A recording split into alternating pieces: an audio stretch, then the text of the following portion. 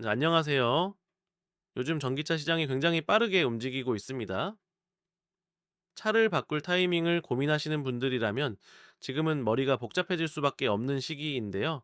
네, 테슬라 가격 인하 소식도 있었고, 완전 자율주행 이야기, 곧 출시될 신형 전기, SUV, 그리고 수입 전기차까지 선택지가 너무 많아졌습니다. 이런 상황에서 대부분의 고객님들이 가장 먼저 물어보시는 질문이 있습니다.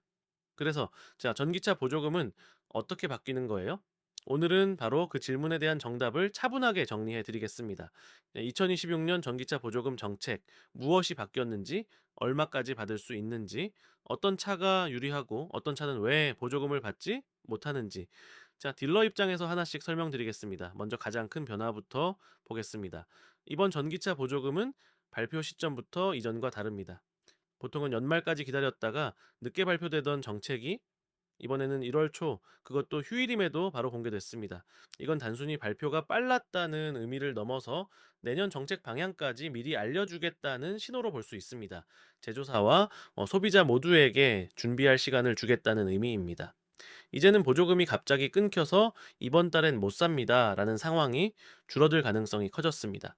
국비 방향은 이미 정해졌고, 이제 남은 건 서울시, 경기도, 그리고 각 지자체 예산 확정입니다. 이게 마무리되면 1월에도 바로 출고가 가능한 구조가 열리게 됩니다. 이제 금액 이야기를 해보겠습니다. 많은 분들이 가장 걱정하셨던 부분이죠. 전기차 보조금 또 줄어드는 거 아니에요? 결론부터 말씀드리면 2026년에는 줄지 않았습니다. 그동안 전기차 보조금은 매년 약 100만 원씩 감소해 왔습니다. 초창기에는 1,500만 원 이상 받던 시절도 있었죠. 하지만 이제는 줄일 만큼 줄였다는 판단이 있었던 것 같습니다. 그래서 2026년 기준 중대형 승용 전기차 국고 보조금은 최대 580만 원, 작년과 동일하게 유지됩니다. 이건 단순한 동결이 아니라 전기차 보급을 계속 가져가겠다는 정책적 의지로 보셔도 됩니다. 전체 예산도 늘었습니다. 2026년 전기차 보조금 총액은 약 1조 5,950억 원, 작년보다 약 900억 원 이상 증가했습니다. 비율로 보면 약 6% 확대입니다. 보급 목표도 늘었습니다. 네, 작년 목표가 약 29만 대였다라면 올해는 약 30만 대 수준입니다. 이 수치가 그대로 달성된다면 신차 5대 중 한 대는 전기차가 되는 셈입니다. 다만 현실적으로 보면은 국비보다 항상 문제가 되는 건 지자체 보조금입니다. 지역에 따라 차이가 너무 큽니다. 어떤 지역에서는 받을 수 있고 길 하나만 건너면 못 받는 상황. 이 구조는 여전히 개선이 필요해 보입니다. 이제 차급별로 살펴보겠습니다. 가장 많이 해당되는 중대형 승용 전기차는 국고 기준 최대 580만 원입니다. 경소형 전기차, 예를 들면 캐스퍼 EV, 레이 EV 같은 차량은 최대 530만 원까지 지원됩니다. 초소형 전기차는 최대 200만 원 수준입니다. 다만 고속도로 주행이 어려운 차량군입니다. 여기서 많은 분들이 놓치는 구간이 하나 있습니다. 바로 화물차와 승합차 보조금입니다. 나는 화물차 안 사요. 이렇게 생각하시는 분들도 계시지만 차량 분류 기준상 화물로 들어가는 모델들이 있습니다. 일부 전기 픽업이나 소형 상용 전기차들이 여기에 해당됩니다. 이 차량들은 승용차보다 훨씬 큰 보조금을 받습니다. 그래서 소형정의 화물차는 국비와 지자체를 합치면 1,300만 원, 1,500만 원 이야기가 나오는 겁니다. 그리고 가장 주목받는 부분, 전기 승합차 보조금입니다. 소형 전기버스는 국고 보조금만 1,500만 원입니다. 여기에 지자체 보조금이 더해지면 총액이 2천만 원을 넘을 가능성이 큽니다. 이 기준은 버스만 해당되는 게 아닙니다. 11인승 이상 승합차도 포함됩니다. 그래서 많은 분들이 기대하시는 차량, 바로 스타리아 전기차입니다. 만약 스타리아 전기차가 11인승으로 출시된다면 국고와 지자체 보조금을 합쳐 2천만 원 이상을 받을 가능성이 있습니다. 차량 가격이 예를 들어 4,500만 원대라면 체감 구매가는 2천만 원 중반까지 내려갈 수 있습니다. 다만 지자체 보조금은 아직 확정 전이기 때문에 지역별 확인은 필요합니다. 이번 정책의 또 하나 큰 변화는 중형 대형 전기 트럭 보조금 신설입니다. 기존에는 포터나 봉고 같은 소형 전기 트럭만 보조금을 받을 수 있었습니다. 하지만 실제로 환경 부담이 큰 건 장거리 주행을 하는 중형 대형 트럭입니다. 그래서 기준이 바뀌었습니다.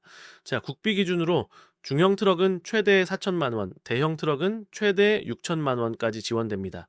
여기서 자연스럽게 나오는 질문입니다. 그럼 테슬라 사이버 트럭도 보조금 받나요?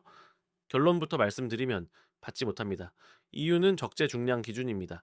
중형 트럭 기준은 적재량 1.5톤 이상인데 사이버 트럭은 약 1.1톤 수준입니다. 또한 1.5톤 미만 차량은 차량 가격이 8,500만 원을 넘으면 보조금이 없습니다. 사이버 트럭은 가격과 적재량 모두 기준을 충족하지 못합니다. 보조금 산정 방식도 간단히 짚어보겠습니다.